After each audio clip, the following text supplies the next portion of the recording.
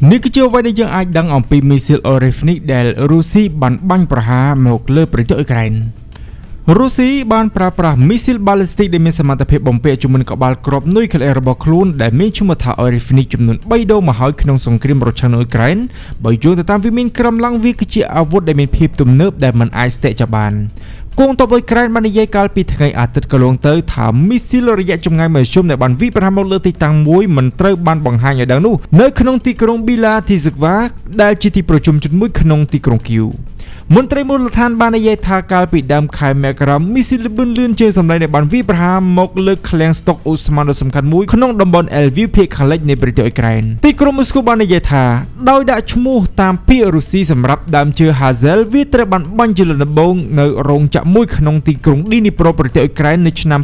2024ហើយរ៉ុកែតនេះមិនបានផ្ទុកជាមួយនឹងបន្ទុកនុយក្លេអ៊ែរនៅក្នុងការវាយប្រហារទាំង3លើកណាមួយនៅឡើយយ៉ាងណាមិញដែលនេះគឺជាអ្វីដែលយើងអាចដឹងអំពីអាវុធអូរីហ្វនិកដែលរុស្ស៊ីបានវាយប្រហារនេះពាក់ព័ន្ធជាមួយនឹងសមត្ថភាពជួរនៃការហោះហើររុស្ស៊ីបាននិយាយថាអូរីហ្វនិកគឺជាមីស៊ីលរយៈចម្ងាយមធ្យមដែលវាមានន័យថាអាចបាញ់គោលដៅនៅក្នុងរយៈចម្ងាយចន្លោះពី 3000 គីឡូម៉ែត្រទៅ 5500 គីឡូម៉ែត្រលោក Sergei Karafkayev ដែលជាមេបញ្ជាការកងកម្លាំងរ៉ុកែតយុទ្ធសាស្ត្ររបស់រុស្ស៊ីគ្រប់គ្រងឃ្លាំងអាវុធនុយក្លេអ៊ែរនិងកម្មវិធីមីស៊ីលផ្លោងអន្តរទ្វីបរបស់ខ្លួនបាននិយាយថាមីស៊ីលអូរីហ្វនិកអាចវាយប្រហារគ្រប់គោលដៅទាំងអស់នៅទូទាំងទ្វីបអឺរ៉ុបប្រធានាធិបតីរបស់ Belarus លោក Alexander Lukashenko ដែលជាសម្ព័ន្ធមិត្តដ៏សំខាន់របស់មេដឹកនាំរុស្ស៊ីលោក Vladimir Putin បាននិយាយថាមីស៊ីលអូរីហ្វនិកត្រូវបានដាក់ពង្រាយនៅក្នុងប្រទេសរបស់លោកដែលមានព្រំប្រទល់ជាប់ទៅនឹងផ្នែកខាងកើតរបស់អង្គការ NATO ទីក្រុងមូស្គូបានប្រកាសភ្លាមៗថាប្រព័ន្ធមីស៊ីលនេះបានចូលបំពេញកាតព្វកិច្ចនៃការប្រយុទ្ធតែម្ដងអ៊ុយក្រែនបាននិយាយថាមីស៊ីលនេះត្រូវបានបាញ់ចេញពីទីតាំងបាញ់សាឡបងកាពូស្ទីនយ៉ានៅជិតទីក្រុង Volgograd ភាគខាងត្បូងនៃប្រទេសរុស្ស៊ីលោកពូទីនបានមានប្រសាសន៍នៅក្នុងឆ្នាំ2024ថាមីស៊ីលអូរីហ្វនិកមានសមត្ថភាពបំពាក់ក្បាលគ្រាប់រាប់សិបគ្រាប់ដែលជាក្បាលគ្រាប់នុយក្លេអ៊ែរសម្រាប់បាញ់ដល់គោលដៅលោកបានបន្ថែមថាមីស៊ីលនេះមិនបង្កឲ្យមានការបំផ្លិចបំផ្លាញទ្រង់ទ្រាយធំនោះទេព្រោះគ្មានក្បាលគ្រាប់នុយក្លេអ៊ែរហើយនោះមានន័យថាគ្មានការបំពុលនុយក្លេអ៊ែរបន្ទាប់ពីការប្រើប្រាស់នោះទេ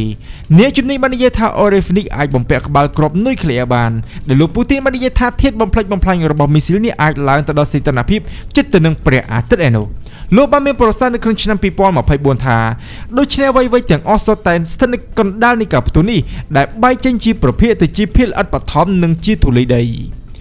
ីលោកបានបន្ថែមថាមីស៊ីលនេះអាចវាយប្រហារសូម្បីតែដល់គោលដៅនៃការការពារខ្ពស់និងស្ថិតនៅជម្រៅដ៏ជ្រៅមួយនៅកន្លែងដែលអូរីហ្វនិកវាយប្រហារលើកដំបូងនៅក្នុងទីក្រុងឌីនីប្រូនៅក្នុងឆ្នាំ2024ទីភ្នាក់ងារសារព័ត៌មាន AFP បានឃើញអំពីការខូចខាតកម្រិតតិចតួចតែប៉ុណ្ណោះពលគឺដំបូលអគារដែលមួយដែលបានផ្ទុះចេញនិងដើមឈើបានឆាបឆេះហើយមន្ត្រីរបស់អ៊ុយក្រែនក៏បានរាយការណ៍អំពីការបំផ្លិចបំផ្លាញនៅមានកម្រិតផងដែរដែលបានបង្ហាញថាវាត្រូវបានបំពាក់ដោយក្បាលគ្រាប់ធម្មតាអ្នកស្រុកបានរាយការណ៍អំពីសម្លេងដ៏ខ្លាំងនិងពន្លឺចែងចាំងនៅក្នុងអំឡុងពេលនៃការវាយប្រហារ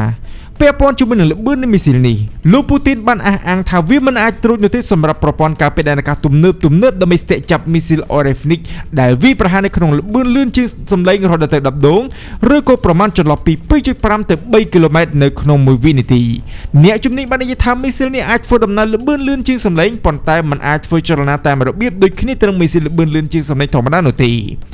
េលោក Maxim Andrzej Piotrowski ដែលជាអ្នកវិភាគនៅវិទ្យាស្ថានកិច្ចការអន្តរជាតិប៉ូឡូញបាននិយាយនៅឆ្នាំ2024ថាដោយគ្នាទៅនឹងមីស៊ីលផ្លោងអន្តរទ្វីបកម្រិតមធ្យមនិងអន្តរទ្វីបដទៃទៀតក្បាលគ្រាប់របស់វានឹងចូលទៅក្នុងបរិយាកាសហើយគោលដៅរបស់វាស្ថិតនៅក្នុងល្បឿនលឿនជាងសម្លេងលោកបានបន្ថែមថាបន្ទាប់ពីការវាយប្រហារលើកដំបូងប៉ុន្តែមិនដូចទៅនឹងអាវុធល្បឿនលឿនជាងសម្លេងនេះទេ